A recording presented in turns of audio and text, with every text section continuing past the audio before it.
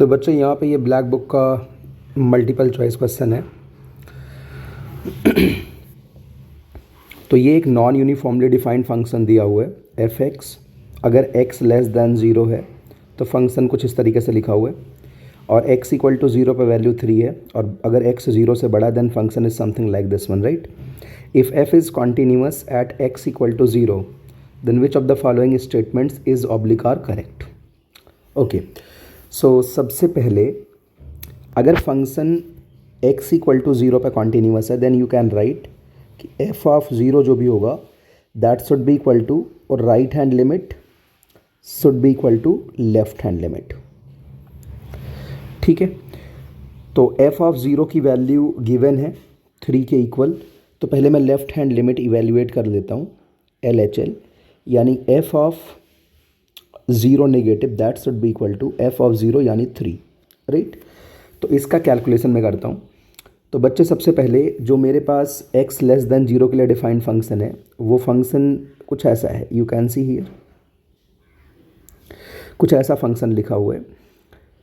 तो अगर मैं यहाँ फॉर्म की बात करूँ x इक्वल टू 0 पे, तो यहाँ पे वैल्यू b आएगी सिंपली, साइन तो पूरा 0 हो जाएगा, इट मीन्स ये a प्लस बी प्लस 5 बचा हुआ है, राइट। तो पहले मैं आपको बता देता हूँ फॉर्मेट कैसा होगा, यानी a प्लस बी प्लस 5, अगर x में 0 ले जाता हूँ तो अपॉन नीचे 0 आ रहा है, तो लिमिट तभी एग्जिस्ट करेगी जब a प्लस बी प्लस 5 0 हो जाए, ताकि 0/0 फॉर्म बन जाए, राइट। तो बच्चे लिमिट को एग्जिस्ट करवाने के लिए a plus b plus 5 should be 0। आपके पास दो चॉइस है, either you can use series और you can use L'Hopital's rule. तो मैं यहाँ पे लॉपिटल्स रूल यूज़ कर लेता हूँ, काफ़ी आसानी से यूज़ किया जा सकता है। तो अगर मैं न्यूमरेटर को डिफरेंशिएट करूँगा तो that will be minus a sine x minus a x cos x minus b sine x, और अपॉन में आएगा बच्चे, अपॉन में आएगा 2x, limit x goes to 0 negative that should be equal to 3, right. तो यहाँ पे अगर मैं x से डिवीज़न कर दूँ, you can check it, sine x upon x की लिमिट हमें मिल जाएगी। तो यानी यहाँ पे वैल्यू आएगी माइनस ए, यहाँ पे वैल्यू आएगी माइनस ए, और यहाँ पे वैल्यू आएगी बच्चे minus b, that should be equal to 6, यानी 2a plus b that will be equal to -6।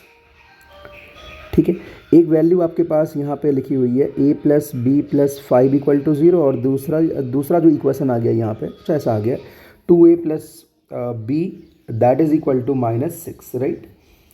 इन दो इक्वेशन से डीलिंग करके हम a और b की वैल्यू निकाल सकते हैं। तो आप दोनों इक्वेशंस को सॉल्व कर लीजिए। सपोज ये फर्स्ट इक्वेशन है और ये सेकंड है। So from first and second you can right, solve करते हैं यहाँ पे, अगर दोनों को माइनस कर देंगे तो हमें a की वैल्यू मिल जाएगी, राइट। तो a की वैल्यू जो भी है,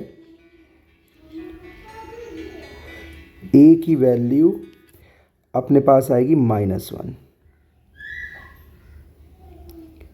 और अगर a की वैल्यू -1 आ गई तो b की वैल्यू कितनी आएगी वो भी हम कैलकुलेट कर सकते हैं। तो अपने से पहले पार्ट में पूछा हुआ है a प्लस बी कितना होगा, राइट। तो एक वैल्यू मुझे दिख रही है कि a प्लस बी की वैल्यू कितनी आ रही है, -5 आ रही है। ठीक है, ये हमने कैलकुलेट कर लिया। अभी हमने केवल लेफ्ट हैंड लिमिट कैलकुलेट किया है, अब हम राइट हैंड लिमिट के भी कैलकुलेशन पे आते हैं। तो राइट हैंड लिमिट में अगर हम फॉर्मेट देखें बच्चों यहाँ पे, तो यू कैन चेक, अगर मैं एक्स स्क्वायर से डिवीज़न करूँ तो यहाँ पे c अपॉन एक्स बचा रहेगा, पर dx आ जाएगा, तब c अपॉन एक्स की वैल्यू तो इन्फिनिटी की तरफ अप्रोच कर जाएगी 0 पॉजिटिव पे, ठीक। बट लिमिट एग्जिस्ट करवाना है तो c की वैल्यू को 0 करना पड़ेगा। ऐसा क्यों? नहीं तो फिर इन्फिनिटी पे पावर इन्फिनिटी का फॉर्म बन जाएगा, तो वैल्यू तो फिर इन्फिनिटी आ जाएगी, लिमिट एग्जिस्ट नहीं करेगी, और लिमिट एग्जिस्ट नहीं करेगी तो कंटिन्यूस हो नहीं पाएगा। तो c शुड बी 0, c की वैल्यू 0 होनी चाहिए। a आपका -1 था और c 0 आ गया, तो a प्लस c की वैल्यू कितनी हो जाएगी, -1। अच्छा, b की वैल्यू आपने कितनी निकाली थी, -4, तो b प्लस c की वैल्यू कितनी आ जाएगी, -4, ये भी करेक्ट हो गया।